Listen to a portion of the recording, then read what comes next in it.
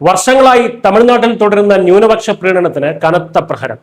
ഈ ബക്രീദിന് പൊതുസ്ഥലങ്ങളിൽ ഗോവധം അനുവദിക്കില്ല എന്ന് മദ്രാസ് ഹൈക്കോടതി അസന്നിഗ്ധമായി വ്യക്തമാക്കിയിരിക്കുന്നു.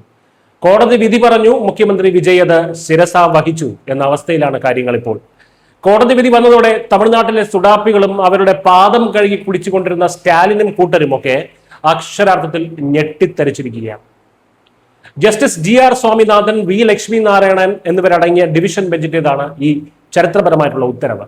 ബക്രീദിന്റെ തലേന്നോ മറ്റേതെങ്കിലും ദിവസമോ തമിഴ്നാട്ടിൽ പശുക്കളെയോ പശുക്കിടാങ്ങളെയോ കശാപ്പ് ചെയ്യുന്നില്ലെന്ന് സംസ്ഥാന സർക്കാർ ഉറപ്പുവരുത്തണമെന്നാണ് കോടതിയുടെ കർശന നിർദ്ദേശം. മുഖ്യമന്ത്രി വിജയുടെ നേതൃത്വത്തിലുള്ള സർക്കാരിന്റെ ചീഫ് സെക്രട്ടറിക്കും ക്രമസമാധാന ചുമതലയുള്ള DGPക്കും ഇത് കർശനമായി നടപ്പാക്കാൻ ഹൈക്കോടതി നിർദ്ദേശം നൽകി. കശാപ്പിനായി പോലീസിന്റെ ഒത്താശയോടെ താൽക്കാലിക ഷെഡുകൾ ഒരുക്കിയ നടപടിയെ കോടതി അതിരൂക്ഷമായി വിമർശിച്ചു. താൽക്കാലിക ഷെഡുകളെ എങ്ങനെ നിയമപരമായ കശാപ്പുശാലകളായി കണക്കാക്കാനാകുമെന്നും ഇതിന് അനുമതി നൽകാൻ പോലീസിന് എന്തവകാശമാണ് ഉള്ളതെന്നും കോടതി ചോദിച്ചു.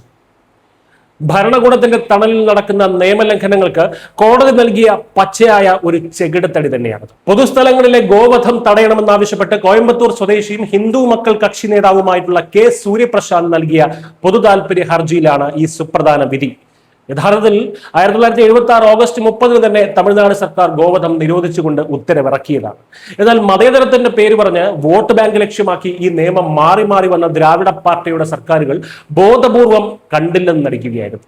ഭരണഘടനയുടെ ആർട്ടിക്കിൾ 48 പ്രകാരം പശുക്കളെയും മറ്റ് കറവ പശുക്കളെയും സംരക്ഷിക്കേണ്ടത് തെരഞ്ഞെടുത്ത സർക്കാരിന്റെ ഭരണഘടനാപരമായിട്ടുള്ള ബാധ്യതയാണെന്ന് കോടതി ഇപ്പോൾ അടിവരയിട്ട് പറഞ്ഞിരിക്കുന്നു.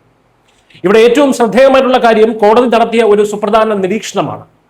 ബക്രീദിന് പശുവിനെ ബലിയർപ്പിക്കേണ്ടത് ഇസ്ലാം മതത്തിൽ അവിഭാജ്യമായിട്ടുള്ള ഒരു ആചാരമല്ലെന്ന് സുപ്രീം കോടതിയുടെ മുൻകാല വിധികൾ ഉദ്ധരിച്ചുകൊണ്ട് ഹൈക്കോടതി വ്യക്തമാക്കി. അതായത് മതപരമായിട്ടുള്ള ആവശ്യത്തെക്കാൾ ഉപരി ഹിന്ദുക്കളുടെ വികാരങ്ങളെ വ്രണപ്പെടുത്താനും ഭരണകൂടത്തിന് മേലുള്ള സ്വാധീനത്തിന്റെ ചുമലിലേറി ഹിന്ദുക്കളെ പ്രകോപിപ്പിച്ച് തങ്ങളുടെ ആധിപത്യം സ്ഥാപിക്കാനുമുള്ള ഒരു രാഷ്ട്രീയ ആയുധമായിട്ടാണ് ഗോവധത്തെ ചിലർ ഉപയോഗിച്ചിരുന്നത്. ഇതിനാണ് ഇപ്പോൾ പൂട്ടിട്ടിരിക്കുന്നത്. ഗ്രാമീണ സമ്പദ് വ്യവസ്ഥയിലും പാൽ ഉൽപാദനത്തിലുമൊക്കെ പശുക്കൾക്കുള്ള സാമ്പത്തികവും പാരിസ്ഥിതികവുമായിട്ടുള്ള വലിയ പ്രാധാന്യവും കോടതി ചൂണ്ടിക്കാട്ടി.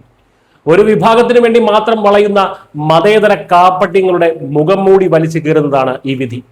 വർഷങ്ങളായി ഹിന്ദു വികാരങ്ങളെ ചവിട്ടി മെതിച്ചവർക്കുള്ള ഒരു വലിയ ഷോക്ക് ട്രീറ്റ്മെന്റ്. ഭാരതീയ സാംസ്കാരിക മൂല്യങ്ങളുടെ വലിയൊരു വിജയം കൂടിയാണിത്. വെള്ളിയാഴ്ചയ്ക്കകം, അതായത് മെയ് 29-നകം വിധി നടപ്പാക്കിയതിന്റെ റിപ്പോർട്ട് സമർപ്പിക്കാൻ കോടതി സർക്കാരിനോട് ആവശ്യപ്പെട്ടിട്ടുണ്ട്. ചുരുക്കത്തിൽ നിയമത്തിന് മുന്നിൽ സകല പ്രീണന നാടകങ്ങളും പൊളിഞ്ഞടുങ്ങിയിരിക്കുന്നു എന്ന് തന്നെ പറയാം. പുതിയ വിജയ് സർക്കാരിന് ഇതൊരു അഗ്നിപരീക്ഷയാണെങ്കിലും കോടതിയുടെ നിർദ്ദേശത്തിന് മുന്നിൽ വഴങ്ങുകയല്ലാതെ അവർക്ക് മറ്റു മാർഗങ്ങളില്ല. News desk.